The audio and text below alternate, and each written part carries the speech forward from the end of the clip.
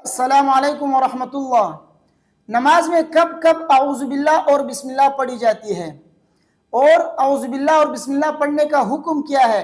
क्या इसका पढ़ना नमाज के अंदर वाजिब है, सुन्नत है, फ़र्ज है या मुस्तहब है? इसका दर्जा क्या है? बहुत से लोगों को नमाज में आऊज़ बिल्लाह और बिस्मिल्लाह के मुतालिक मालूम नहीं है। वो हर रकात के अंदर सूरह फातिहा से पहले आऊज़ बिल्लाह और बिस्मिल्लाह पढ़ने को ज़रूरी समझते हैं और उनको मालूम नहीं है कि किस वक़्त आऊज़ बिल्लाह और बिस्मिल्लाह नमाज के अंदर पढ़ना चाहिए उनको। तो आज की इस वीडियो को आखिर तक देखिए, इंशाअल्लाह इस वीडियो से आपको बड़ा फ़ायदा हासिल होगा। आप जान जाएंगे कि आऊज़ु बिल्लाह का क्या हुक्म है, बिस्मिल्लाह का क्या हुक्म है और बिस्मिल्लाह नमाज के अंदर किस किस जगह में और किस किस को पढ़ना चाहिए और किस को नहीं पढ़ना चाहिए। तो आज की इस वीडियो में हम आऊज़ु बिल्लाह और बिस्मिल्लाह के मुतालिक बात करेंगे। देखिए, सबसे पहले तो आप ये समझे कि नमाज पढ़ने वाला है कौन। नमाज पढ़ने वाला मुक्तदी है या तन्हा इनफिरादी तौर पे नमाज पढ़ रहा है? नमाज पढ़ने वाला कौन है?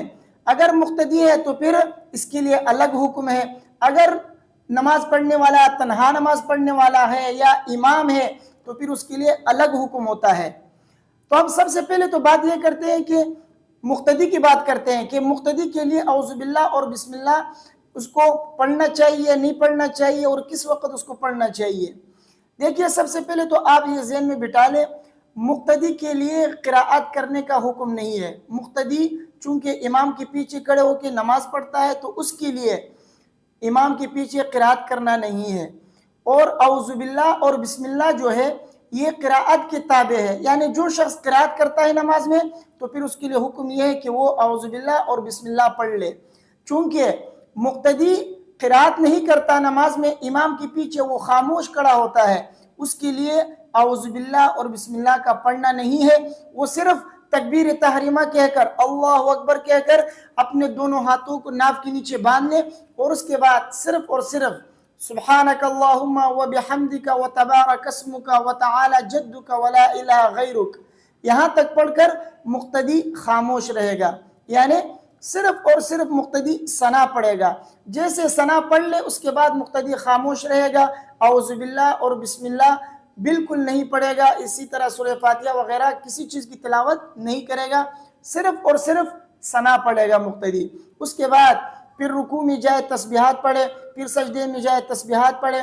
उसके बाद जब दूसरी रकात के लिए खड़ा हो जाए फिर भी बिस्मिल्लाह उसके लिए पढ़ना नहीं है। क्यों? इसलिए कि वो क़िराअत नहीं कर रहा। सूरह फातिहा सूरत इमाम पढ़ता है तो बिस्मिल्लाह भी वही पढ़ेगा। इसी तरह जब दूसरी रकात में जब वो कादे में बैठे तो वहाँ पर वो क्या करेगा? तशहुद पढ़ेगा, अल्लाहुम्मा सल्ली पढ़ेगा। अगर दो रकात वाली नमाज है तो दुरूद शरीफ और दुआएं पढ़ लेगा। तो मुक्तदी के लिए क़ियाम के अंदर सिर्फ और सिर्फ पहली रकात के अंदर सना, उसके बाद फिर खामोश रहना है, दूसरी रकात में खामोश रहना है, तीसरी रकात में खामोश रहना है, चौथी रकात में खामोश रहना है। सिर्फ रुकू की तस्बीहात, सजदे की तस्बीहात और इसी तरह कादे के अंदर अत्तहियात, दुरूद वगैरह पढ़ना है। बाकी तिलावत नहीं करनी है, औज़ु बिल्लाह बिस्मिल्लाह उसके लिए नहीं है। अब आते हैं तन्हा नमाज पढ़ने वाले के लिए, या इमाम अगर नमाज पढ़ा रहा है तो उसके लिए क्या हुक्म है। देखिए, अगर इमाम है या तन्हा नमाज पढ़ने वाला है कोई शख्स, या इसी तरह घर में कोई औरत अकेली नमाज पढ़ रही है तो उसके लिए हुक्म क्या है कि वो किस वक़्त औज़ु बिल्लाह और बिस्मिल्लाह वो पढ़े। इनके लिए हुक्म यह है कि सुब्हानक अल्लाहुम्मा, जैसे तकबीर तहरीमा कहे उसके बाद सना पढ़ ले, सुब्हानक अल्लाहुम्मा पढ़ने के बाद सूरह फातिहा शुरू करने से पहले उसके लिए पहली रकात के अंदर औज़ु बिल्लाह और बिस्मिल्लाह पढ़ना है। पहली रकात में औज़ु बिल्लाह पढ़ना है। देखिए, औज़ु बिल्लाह सिर्फ और सिर्फ पहली रकात के अंदर सना के बाद पढ़ी जाती है, उसके बाद फिर औज़ु बिल्लाह कहीं पर भी नहीं पढ़ी जाती। तो मुक्तदी हो वो तो नहीं पढ़ेगा, इमाम हो या तन्हा नमाज पढ़ने वाला हो या कोई औरत तन्हा नमाज पढ़ने वाली हो, उसके लिए पहली रकात के अंदर सना के बाद औज़ु बिल्लाह पढ़ना है और नमाज के अंदर कहीं पर भी औज़ु बिल्लाह दोबारा नहीं पढ़ेगा। अब बिस्मिल्लाह जो है इसका क्या हुक्म है? तो बिस्मिल्लाह जो है ये औज़ु बिल्लाह के बाद पहली रकात के अंदर औज़ु बिल्लाह के बाद बिस्मिल्लाह का पढ़ना सूरह फातिहा से पहले ये सुन्नत है। इमाम हो या तन्हा नमाज पढ़ने वाला हो, इसके लिए پہلی رکعت کے اندر اور اسی طرح دوسری تیسری چوتھی رکعت ہو جو بھی ہو تمام رکعتوں کے اندر سورہ فاتحہ سے پہلے بسم اللہ کا پڑھنا ان کے لیے یہ سنت ہے۔ بسم اللہ پڑھے اس کے بعد پھر سورہ فاتحہ پڑھ لے، اس کے بعد پھر سورت اگر شروع کر رہا ہے کوئی بھی سورت جیسے کہ سورہ فلق ہے یا سورہ ناس ہے یا کوئی بھی دوسری سورت ہے، سورہ اخلاص، سورہ کافرون، جو بھی سورت یاد ہو مکمل اگر کوئی سورت اس کو شروع کرنا ہے تو سورت شروع کرنے سے پہلے وہ جو ہے ایک مرتبہ پھر بسم اللہ پڑھ لے گا۔ تو اس جگہ بسم اللہ کا پڑھنا یہ مستحب ہے، یعنی سورہ فاتحہ کے بعد سورت شروع کرنے سے پہلے بسم اللہ کا پڑھنا مستحب ہے۔ تو ان دو جگہوں میں ایک ہے سورہ فاتحہ سے پہلے بسم اللہ پڑھنا اور ایک ہے سورہ فاتحہ کے بعد سورت ملانے سے پہلے بسم اللہ کا پڑھنا، یہ دو الگ جگہ ہیں۔ تو سورہ فاتحہ سے پہلے پہلی رکعت کے اندر، دوسری رکعت کے اندر، تیسری اور چوتھی رکعت کے اندر سورہ فاتحہ سے پہلے بسم اللہ کا پڑھنا یہ سنت ہے امام کے لیے، اور اسی طرح تنہا نماز پڑھنے والے کے لیے، اور اسی طرح اکیلی عورت گھر میں نماز پڑھنے والی ہو اس کے لیے ہر رکعت کے اندر سورہ فاتحہ سے پہلے بسم اللہ کا پڑھنا سنت ہے۔ اور سورہ فاتحہ کے بعد سورت اگر ملا رہا ہے اس کے ساتھ تو سورت ملانے سے پہلے بسم اللہ کا پڑھنا اس کے لیے مستحب ہے۔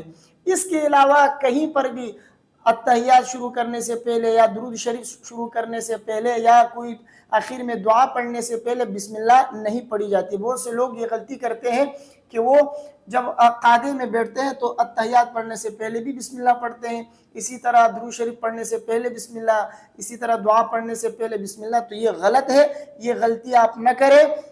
تو یہاں پر بہت سے لوگ یہ دو غلطیاں کرتے ہیں۔ مقتدی اگر ہے تو وہ سورہ فاتحہ سے پہلے اعوذ باللہ بسم اللہ وہ پڑھ لیتا ہے، یہ غلطی مقتدی نہ کرے۔ اسی طرح تنہا نماز پڑھنے والا اگر ہے تو وہ کیا کہتے ہیں قعدے سے تشہد سے پہلے، اسی طرح درود سے پہلے اور دعا سے پہلے وہ بھی بسم اللہ نہ پڑھے۔ بسم اللہ پڑھنے کی جگہ سورہ فاتحہ سے پہلے اور سورہ فاتحہ کے بعد جب آپ کوئی سورت مستقل سورت آپ شروع کر رہے ہو تو وہاں پر آپ کو بسم اللہ پڑھنا ہے۔ سورہ فاتحہ سے پہلے بسم اللہ کا پڑھنا سنت ہے، سورہ فاتحہ کے بعد اور سورت ملانے سے پہلے بسم اللہ کا پڑھنا یہ مستحب ہے۔ تو یہ چند باتیں تھی اعوذ باللہ اور بسم اللہ کے متعلق کہ اعوذ باللہ اور بسم اللہ پڑھنے کا حکم کیا ہے۔ تو اس کا حکم یہی ہے کہ یہ اس سے پہلے سورہ فاتحہ سے پہلے اعوذ باللہ بسم اللہ کا پڑھنا یہ سنت ہے، اور اعوذ باللہ اور بسم اللہ یہ سورہ فاتحہ کے بعد بسم اللہ کا پڑھنا یہ مستحب ہے، مقتدی کے لیے نہیں ہے بلکہ امام اور تنہا نماز پڑھنے والے کے لیے۔ تو اعوذ باللہ اور بسم اللہ کے متعلق یہ مسئلہ چونکہ بہت سے لوگ اس میں غلطی کیا کرتے تھے تو اس لیے میں نے سوچا کہ آپ کے سامنے وضاحت کروں کہ اس کے پڑھنے کا حکم کیا ہے، اور اعوذ باللہ اور بسم اللہ نماز کے اندر کہاں کہاں پڑھی جاتی ہے اور کس کو پڑھنا چاہیے، کیا مقتدی بھی پڑھ سکتا ہے اور کیا ہر نمازی یہ اعوذ باللہ اور بسم اللہ کہیں پر بھی پڑھ سکتا ہے؟ تو ایسا نہیں ہے۔ مقتدی اگر ہے تو وہ کہیں پر بھی نہ اعوذ باللہ پڑھے نہ بسم اللہ پڑھے، صرف ثنا پڑھ کر خاموش رہے۔ قیام کی بات کر رہا ہوں، قیام کے اندر یعنی جہاں پر امام کے پیچھے کھڑے ہوتے ہیں۔ اور اگر تنہا نماز پڑھنے والا ہے یا امام ہے یا کوئی عورت اکیلی نماز پڑھ رہی ہے تو اس کے لیے حکم یہ ہے کہ اعوذ باللہ اور بسم اللہ سورہ فاتحہ سے پہلے پہلی رکعت کے اندر یہ سنت، اور اس کے بعد دوسری تیسری چوتھی رکعت کے اندر صرف بسم اللہ کا پڑھنا یہ سنت ہے۔